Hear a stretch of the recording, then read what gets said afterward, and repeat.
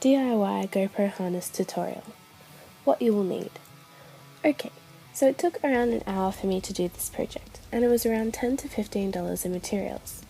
You also need a drill, scissors, a lighter, thread, a sewing machine or thick hand needle, Velcro, and a bit of patience.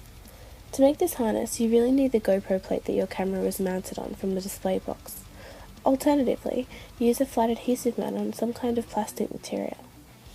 You'll need a coarse file for smoothing down the holes that we need to make, and also for the edges of the GoPro plate. Some heavy duty belting. I bought around 2.5 meters or around 8 feet, and I used 32mm width or 1.5 inch because I thought it was wide enough to be stable, but also because this was a standard width which fit with the belting accessories needed. You need a heavy duty side lock. Basically, it's the normal clip that's used maybe on a backpack, and also a strap adjuster, also standard on hand bags and backpacks, so you can adjust the fit and take on and off your GoPro harness. And also some methylated spirits or something similar with some paper towel for cleaning after drilling and filing the plastic, and a sewing machine or strong and thick hand needle with a quality thread. Once again, this is the finished product of with my GoPro on, and you can see that on the right is the side clip where it goes on and off, and not in the photo is a strap adjuster on the same side, a bit further down on this horizontal strap. And of course, the two straps for over the shoulders. I also added a GoPro sticker on the front for a bit of fun and to make it look nicer. Okay, let's begin.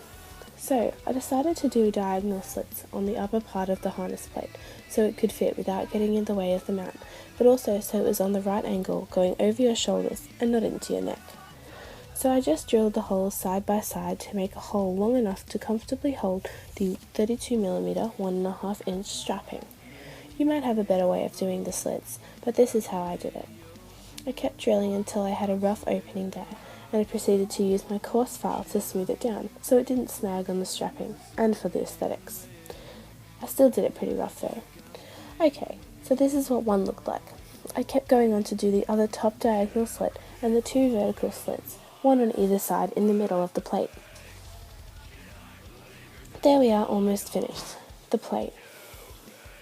Just using some metho and paper towel to clean up all the fragments and plastic residue before we continue. Okay, so the strapping. I bought around 2.5 meters or 8 feet of 32mm or 1.5 inch belting or strapping. You need to measure around your chest or waist, wherever you want the camera to sit, and then add around 30 centimeters or 1 foot extra for the strap adjustment and sewing. You also need to measure this from this height over your shoulders and to this equal height on your back, plus around 15 centimeters or a half foot for the Velcro section. You will need 2 of these shoulder straps. Okay, so cut to size your 3 lengths of strapping. You will then need to seal the ends. I used a lighter to melt the synthetic to stop fraying. Be careful because it could catch fire. You will see it go wet looking and glossy when it is melted. Don't touch it, just let it cool. Get together all of your bits and pieces, and it's time for feeding it all through. So, this is basically what it will look like. This is what you're aiming to achieve out of the horizontal chest and waist strap. Have the forked clip on the end, and have the strap adjuster on too. You might have to play around a bit to figure it out for yourself, but hopefully these photos can help you understand how to loop the strapping in the plastic bits. This is the reverse side of the strap adjuster. You need to do this first and push it around 30 centimeters or 1 foot away from one end. Then feed it back through the forked end of the side clip lock, and then feed the end back through the middle parts of the strap adjuster. Loop it through. Take a look at how it is fed on a store-bought backpack to help you understand if it starts getting a bit confusing. Okay, so basically that's what it should look like when you're finished feeding the horizontal chest strap. For a neater appearance, you can fold back a small section of the end and sew it in place to tidy the end of the straps. On the side that you want to be able to detach the harness, use a small length of strapping to loop and sew the other half of the lock clip. Tuck the sewn bit to the underside of the harness plate that you won't see. On the loose non-strap adjuster end of the horizontal chest strap, loop it through the other vertical slit of the harness and sew it in place. To be extra strong and secure, whenever I was sewing any of these pieces, I sewed a square and then an X from each corner of the pieces together. Okay, so moving on to the shoulder straps. Loop one end around the back of the horizontal chest strap, the part that will be at your back, and sew it in place. Repeat with another one alongside. Make sure there is enough space for movement of these straps. If you want to fix them in place, instead of allowing them to slide and move, just sew them directly onto the desired part of the back of the horizontal chest strap.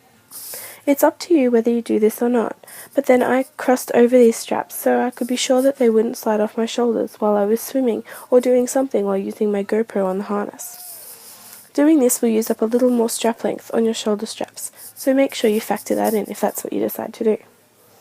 Then, feed the loose ends through the diagonal slits at the top of the harness plate. Instead of sewing them in place, you can use Velcro to make an adjustable strap. Great for changing the size for your own comfort, and also for depending on who is using it and the clothing that is being worn. Then pin a small amount of Velcro on the very end of each strap fed through the shoulder strap, and pin the other side of the Velcro on the corresponding section of the shoulder strap and sew it in place. This way you can easily adjust it without the hassle of additional strap adjusters. I decided to use press studs instead of Velcro on mine because I had some that I wanted to use up.